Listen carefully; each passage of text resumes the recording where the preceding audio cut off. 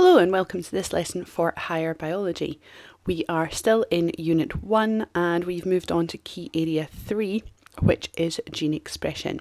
For this lesson, we're just going to begin by looking at a brief introduction to gene expression, and then we're going to look at one of the key molecules involved, which is RNA. So prior to now, we have looked at structure and organisation of DNA, as well as DNA replication both inside and outside of the cell. This key area is really about the role of DNA in the cell, what it's actually doing, and this is referred to as gene expression.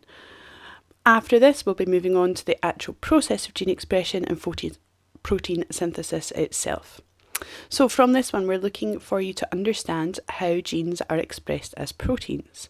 And you need to be able to explain what is meant by the term gene expression, describe the structure of RNA compared to DNA, and describe the structure and function of mRNA, tRNA, and rRNA. So you'll probably be quite familiar with the idea of protein synthesis from National 5. You know that every cell in a multicellular organism contains a complete set of chromosomes, and every gene needed to make every protein that organism will ever make. Now, each cell is specialised to carry out a certain task and therefore only needs to express certain genes. And what we mean by that is that gene expression is the process by which specific genes are activated to produce a required protein. And in that process, we go from DNA to RNA. RNA is then translated to give us an amino acid chain, and that amino acid chain is then folded to give us the protein required. The phenotype of an organism is determined by that protein produced, and that might depend a little bit on environmental factors, and we'll come to that later on in the key area. So for now, we're going to focus on the differences between DNA and RNA and what that actually means for the cell.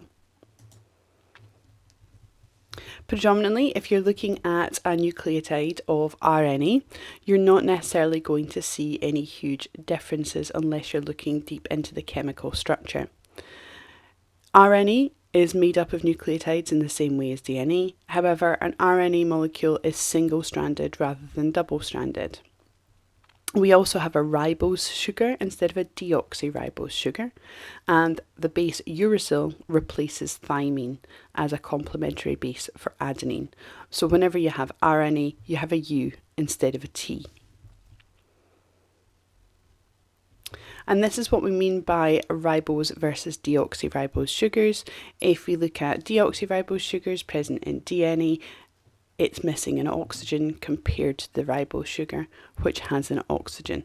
That's what it essentially means by deoxyribose versus ribose.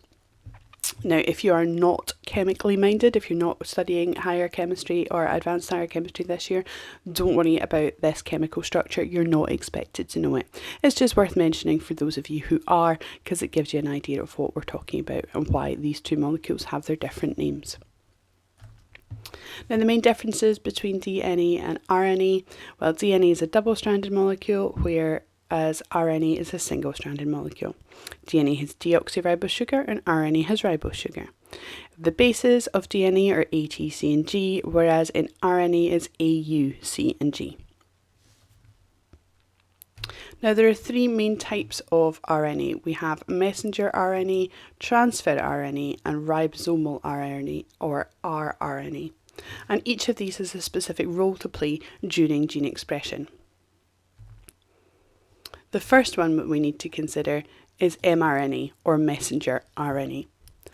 And the role of mRNA is that it is formed in the nucleus from free RNA nucleotides, and it carries a complementary copy of the DNA code from the nucleus to the ribosomes. So the RNA will be synthesized in the nucleus, making one copy of one of the DNA template strands, and then be passed on to the ribosome where protein synthesis can take place. And it's important to realise that most important part of mRNA is the fact that we have groups of 3 bases here, which are referred to as codons. And we'll look at those in a bit more detail when it comes to looking at protein synthesis itself in the next lesson. tRNA, on the other hand, have very specific shapes to these molecules. Their role is to collect amino acid and bring them to the ribosome to build proteins. They're made up of a single strand of nucleotides and found in the cytoplasm, but they have specific hydrogen bonds that form between the bases. It gives it a 3D structure. So this would be one long strand of tRNA here, but the bonds that have formed between these particular amino acids give it a very particular shape. And that means it's got two very important attachment sites and sections that we need to know about. The first here is a group of 3 bases, which is an anticodon. And that's going to be complementary to the codon on an mRNA molecule. It also has an amino acid attachment site, and that relates to the anticodon that's down here. So if you have a particular anticodon, a particular sequence of bases, you will have a particular amino acid site up here, which means it will bind to a specific amino acid. So only tRNA molecules with this specific base would be able to bind this specific amino acid. And that's particularly important when it comes to getting the order of the amino acids in the polypeptide chain correct. When you see tRNA molecules drawn, you may see them drawn as this 2-dimensional shape, which we just looked at. You may see them as their 3-dimensional shape, or you may see them simplified with the 2 key parts pointed out. So we've got the amino acid attachment site and the anticodon. And this is one that you most likely see in most of the diagrams that we'll be looking at as we look further into protein synthesis. Now finally, we have ribosomal RNA, or rRNA, and its job is to combine with proteins, which are these ones here, to form a ribosome. And the ribosome, of course, is the site where mRNA comes along and attaches to produce our polypeptide chain. So rRNA is vital in forming that ribosome in order to allow a structure for the mRNA to bind to for that to happen. So from that, you should be able to explain that gene expression is simply the production of a protein from a gene. That RNA is slightly different to DNA in that it's single-stranded. It has the base uracil instead of the base thymine, and it has a ribose sugar instead of a deoxyribose sugar. The mRNA, tRNA and rRNA are all vital for gene expression. mRNA is responsible for taking the complementary coded DNA to the ribosome. tRNA is responsible for bringing the appropriate amino acid along to the ribosome to be added to the polypeptide chain, and rRNA helps bind with proteins to form the ribosome itself. Please do let me know if you do have any questions at all on any of this content.